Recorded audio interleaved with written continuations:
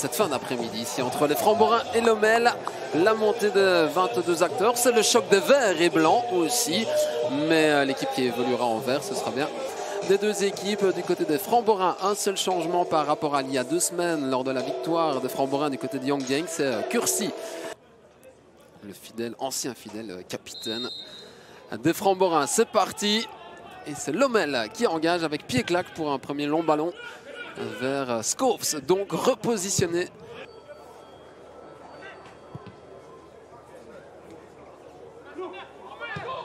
Long ballon d'Aguilar. Alors attention Guy, il ne faut pas se louper, il est en retard. Il se loupe complètement et le goal, le 0-1 pour Lommel.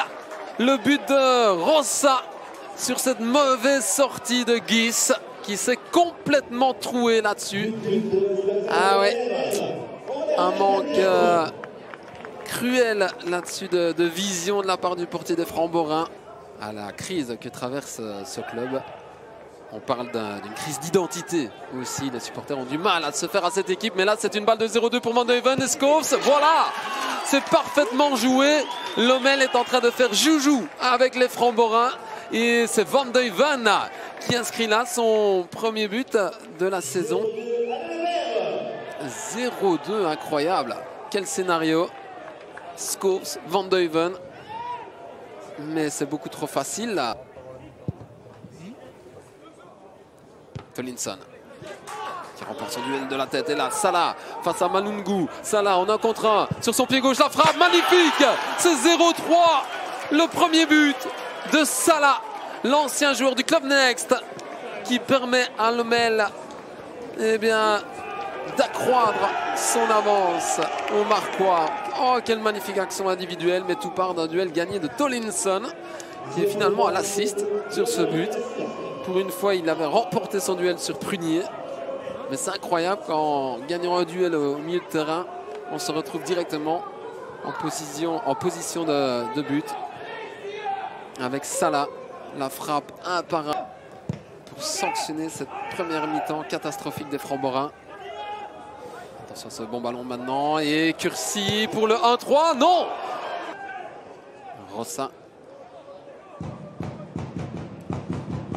Le centre, il est bon vers Van Duyven qui s'élève pour Scopes. Oh, c'était presque 0-4. L'arrêt miracle de Guis. Et on voit mal comment, en tout cas sur base de cette première période, on voit mal comment les Framborains pourraient revenir dans cette partie. Voilà, c'est terminé donc pour cette première période. En première période où ça a été la Bérésina. 0-2 après même pas un quart d'heure et puis 0-3. Attention ici, la grosse erreur et là un but à 3.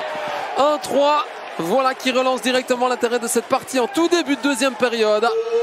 L'erreur de communication en défense là entre Aguilar et Pied-Claque, son gardien. Et tout profit pour Prunier et les Framborains. 1-3, voilà le scénario parfait pour remettre un peu d'intérêt dans cette rencontre. L'assist d'Aguilar de la tête pour Prunier. Quel manque de communication. Ah, forcément, quand on joue à pratiquement 2 derrière, il va y avoir des espaces dans le dos de la défense de Framborains. Mais par contre, ici, il y a une balle de but. Effectivement.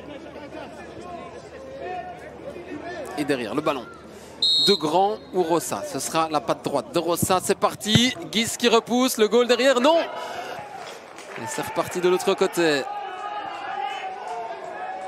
Allez, avec... à nouveau.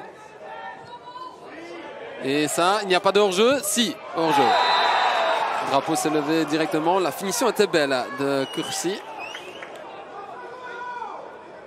Ouais, le luxembourgeois. Ouais, ça se joue à pas grand-chose. Hein. Et derrière, long ballon. Tout le monde est devant, hein. Même De Soleil qui reste aux avant-postes en tant qu'attaquant, c'est logique. Et là, peut-être une frappe. Caïs enroulé. Oh, l'envolée magnifique de Pied-Claque pour fêter. Il a suffisamment de maturité, d'expérience pour évoluer à ce niveau-ci. Alors qu'il y a une belle frappe de Kébé sur le poteau. Question. Mais une victoire peut apaiser beaucoup de choses. C'est certain. Voilà, le sifflet en bouche, c'est terminé. Victoire de Lommel, 1 but à 3. Tout était dit finalement à la pause.